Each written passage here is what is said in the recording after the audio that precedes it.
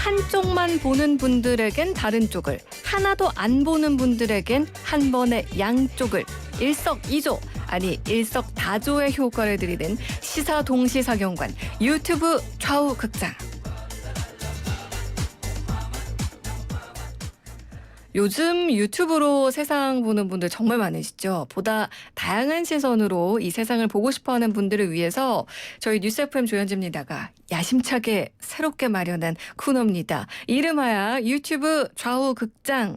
네, BGM부터 그렇고 생각나는 게 있다, 떠오르는 게 있다 하시면은 옛날 사람 맞습니다. 네, 이 유튜브 좌우극장 뉴스원의 황덕현 기자와 함께할게요. 기자님 안녕하세요. 네, 안녕하세요. 황덕현 기자입니다. 네. 오늘 처음이라 좀 긴장이 많이 되고 있는데 네. 앞으로 잘 해보도록 한번 해보겠습니다. 네, 너무 긴장하신 티가 많이 나는 것 같은데 덕현 기자님도 황 기자님도 이제가 했던 인생극장 세대 맞으시죠?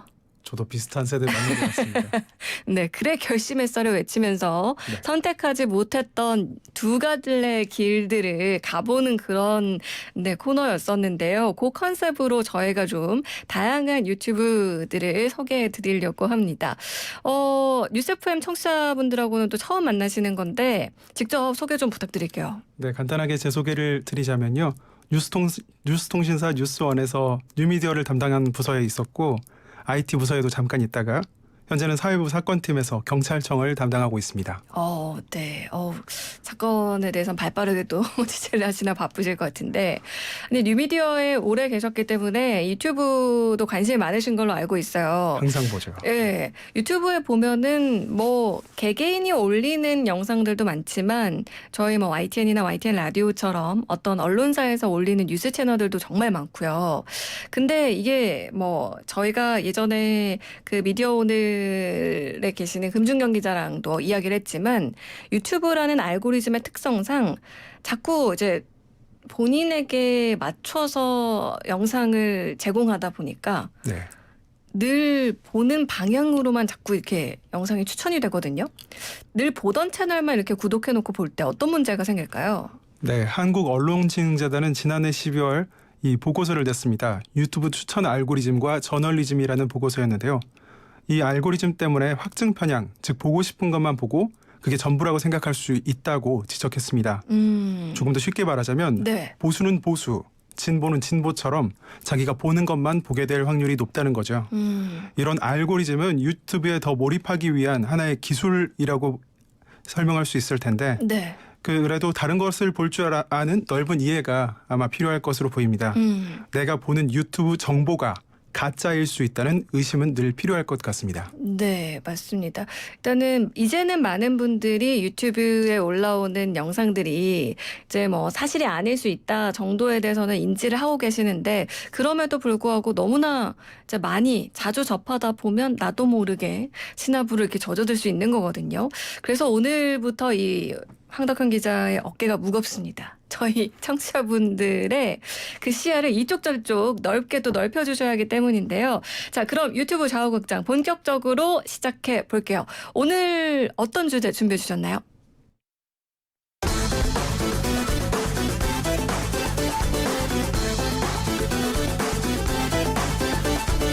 오늘의 이슈는 신종 코로나 바이러스 감염증입니다. 네, 벌써 또 24번째 확진자가 나왔습니다. 이 우한 교민이죠. 격리되어 있다가 확진 판정이 났는데 많은 분들이 불안감도 호소를 하시지만 또 이런 상황에서 서로를 응원하는 이런 분위기들도 나아가고 있어요. 유튜브에서는 또 관련 정보가 막 쏟아지고 있더라고요. 그래서 오늘 그 유튜브 채널에서는 코로나와 관련한 영상에 대해서는 광고를 붙이지 않겠다. 네. 이런 기사를 내기도 했던데 가짜뉴스도 많이 쏟아지고 있고요. 그래서 오늘 이 시간이 조금 더 기대가 되기도 합니다. 네, 맞습니다. 유튜브에서는 특히 이 신종 코로나와 관련해서 감염이나 보급 관련된 이슈가 최근 화제였습니다.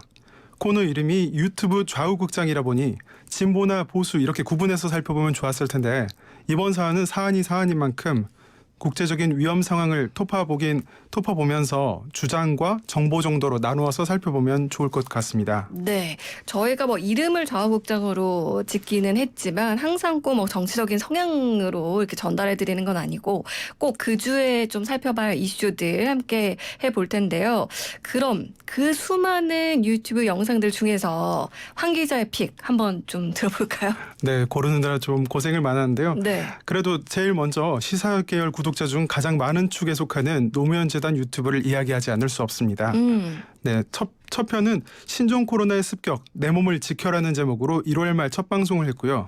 이번 주에 2회까지 두 번에 걸쳐 생방송을 했습니다. 네. 그리고 트래블 튜브라는 54만 구독자가 가지고 있는 일본 전문 유튜버의 영상도 소개할 것이고요. 네. 마지막으로 1339 질병관리본부 콜센터에 대한 불만의 목소리를 유튜브가 전한 유튜브의 사연까지 세계 채널에 방송된 정보들을 정리했습니다. 네. 첫 번째 이야기해 주시는 게 노무현 재단의 유튜브라고 했는데 그럼 뭐 알릴레오 얘기하시는 건가요? 네, 맞습니다. 그 이재갑 한림대학교 감염내과 교수를 초대해서 사스, 즉 2003년 중증 급성호흡기 증후군, 그리고 메르스, 중동호흡기 증후군 2015년에 있었죠. 당시를 비교하면서 설명했습니다. 우리나라에 국외에서 유입된 환자가 감시망 안에 있어야 한다는 취지로 발언했고요. 이후에 질병관리본부가 중국 입국자 중 50여 명가량이 연락이 두절되거나 추적이 잘 안 된다는 것을 밝히면서 경각심의 대상이 되기도 했습니다. 그리고 그 이후에 또 이제 한 번 더 생방송이 있었다고요? 예, 지난 4일 신종 코로나 공포, 국민의 안전이 먼저입니다라는 방송을 했는데요. 이 방송에는 기동민 더불어민주당 의원을 초대해서 방송했습니다. 기 의원은 정부가 단계별로 맞는 방안을 시행하고 있다고 여당 인사인 만큼 국민을 안정시키는 부분에 집중을 했습니다. 네. 그러니까 이게 아무래도 유튜브 채널이 어떤 공중파나 이런 채널들이 아니다 보니까 양쪽의 입장을 꼭 굳이 다 말해줄 필요는 없는 거거든요. 예. 이제 그런 부분들을 생각하시면서 보시면 좋겠는데 이재갑 이 한림대 감염내과 교수 같은 경우는 요즘 방송에 정말 많이 출연하시더라고요. 그만큼 이분의 전문가다 보니까 알릴레오의 공신력이 일정 부분 상승했던 것 같은데 맞습니다. 이 영상에서 화제가 됐던 게 이재갑 교수가 눈물을 흘렸다. 네. 이거였거든요. 맞습니다. 이 현장에 있는 분들이 이제 고생하시는 상황에 대해서 이 눈물을 흘리면서 이 파급력이 다른 기사로 또 연관되어서 생산되기도 했는데요. 네. 이 많은 관심을 달라고 했던 이 클립만으로도 약 7만 조회수를 얻으면서 많은 사람들에게 공감을 조금 얻은 것 같습니다. 네. 그리고 또 의료진에 대한 어떤 관심이랄까요. 응원의 물결도 이어지기도 했는데 이 영상에 대한 뭐 누리꾼이랄까요. 뭐 유튜브 사용자들의 반응들도 좀 소개해 주실까요? 예, 정말 댓글들이 많았는데요. 그중에 이 꼽아볼 만한 댓글이 있는 것 같아서 하나 소개할까 합니다. 질병관리본부, 의료진, 연구진 모두 힘내세요. 이런 응원의 문구와 함께 그리고 언론도 자극적인 헤드라인으로 과도한 불안감을 조성하지 말라는 지적도, 또 정치인들의 과잉 대응도 좋지만 과잉 불안을 조성하지 말라는 당부도 있었습니다. 네. 또 하나 소개할까요? 네. 예, 그 이재갑 교수님하고 눈물 표시를 곁들이면서 질병관리본부가 사투를 벌이고 있다. 집에 갈지 못하시면서 24시간 고생하고 있다고 이 괴담에 속지 말고 국민들이 차분하게 행동하자는 결심하는 듯한 댓글도 있었습니다. 네, 그렇군요. 자, 이제 다음에 살펴볼 유튜브가 일본 관련 전문 유튜버라고 하셨어요. 트래블 튜브. 그냥 이 제목만 봤을 때는 여행 관련 유튜브 같거든요. 근데 여기서 어떤 내용을 다룬 건가요? 네, 저도 처음에는 제목과 이런 것을 봤을 때 일본 여행이라든지 이런 것을 다루는 유튜브라고 생각했는데요. 최근 올라온 영상은 중국이 한국 구호품은 받았는데 일본 구호품은 거절했다는 이유, 일본 네티즌, 구호품 거부는 매우 황당한 일이라는 영상을 올렸습니다. 네, 요것도 조회수가 상당했던 것으로 알고 있는데 우리 정부뿐 아니라 뭐 삼성이나 현대차 같은 기업에서도 구호품을 보내서 이제 중국에서 감사 인사를 하기도 하고 중국 네티즌들이 뭐 앞으로 갤럭시만 사겠다 뭐 이런데 댓글도 올렸다고 하던데 일단 궁금한 게요. 일본도 지금 구호품을 보냈습니다. 그건 사실이에요, 팩트. 네. 근데 진짜 중국이 일본의 구호품을 거절한 건가요? 네, 제가 이모저모로 다 따져봤는데요. 네.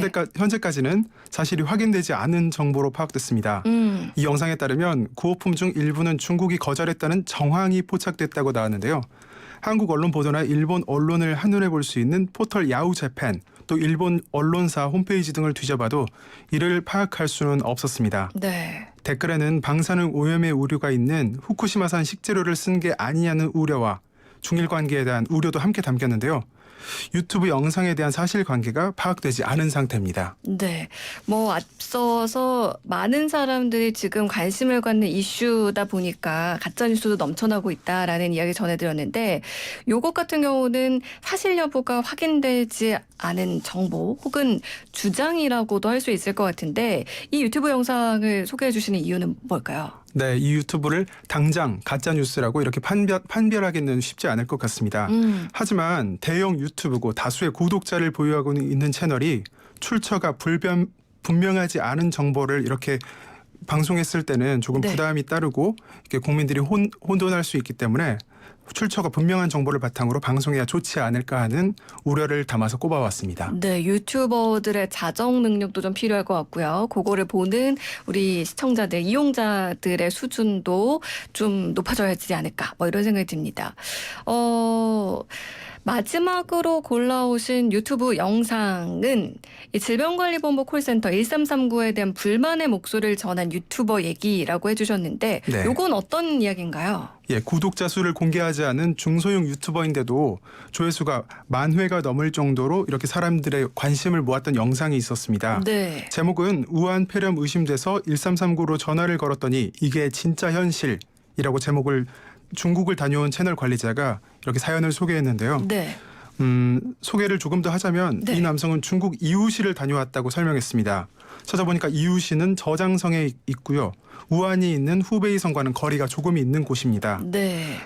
이 남성은 이우시를 다녀온 뒤 스포츠 활동을 하고 감기 증상을 보여서 혹시나 하는 마음에 1339로 전화를 걸었더니 우한에 다녀온 게 아니고 14일 이상 지났기 때문에 동네 병원에 가라고 했다고 정부와 방역당국의 비판의 목소리를 조금 높였습니다. 네, 그렇군요.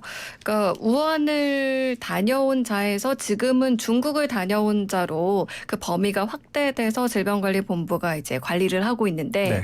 이 영상은 그 전에 올라온 게 아닌가 이런 생각이 드는데요. 네, 그랬던 것으로 저도 파악을 하고 있고요. 네. 그렇지만 이 남성이 주장하고자 했던 부분은 이제 전화가 너무 형식상이었다 하는 부분에 집중을 했던 것 같고요. 만약에 본인이 진짜 감염자였다고 한다면 네. 이제 문제가 생길 수도 있었던 그런 상황인 것 같다. 네. 그러니까 실제 본인이 경험을 바탕으로 이런 영상을 올렸기 때문에 또 많은 반응들이 있었을 것 같고 또 정부와 방역당국을 비판하는 그런 댓글들도 많았을 것 같거든요. 네, 형식상이라는 이 대응에 대해서 아쉽다는 댓글들이 있었고요. 다행히 이 남성이 영상 말미 부분에 자신이 일반 감기로 파악됐지만 확진자 증가를 막기 위한 적절한 대응은 조금 더 필요해 보인다고 당부하기도 했습니다. 네, 그렇군요.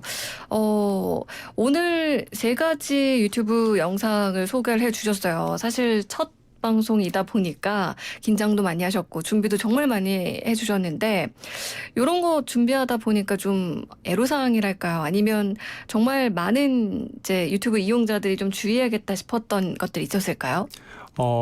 유튜브에서 기사를 보고 유튜브를 보면서 영상의 사실을 파악하기는 쉽지 않습니다.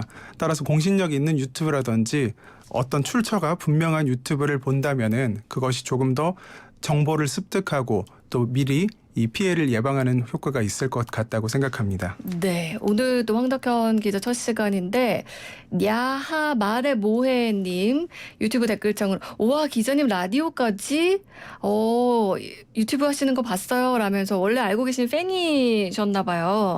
이렇게 또 댓글도 남겨주셨고 그리고 엔터테인먼트 JB님은 황 기자님이 앞선 코너죠. 오늘도 왼수라는 코너에 왼수인 줄 알았다. 뭐 이렇게 얘기해 주셨는데 다음번에 좀 재미있는 유머도 좀 준비해 주세요. 알겠습니다. 네, 기대해 보도록 하겠습니다.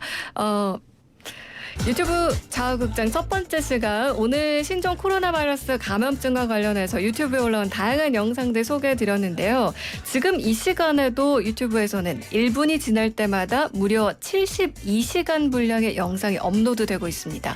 어떤 정보와 주장을 취하고 버릴지는 청취자분들의 몫입니다.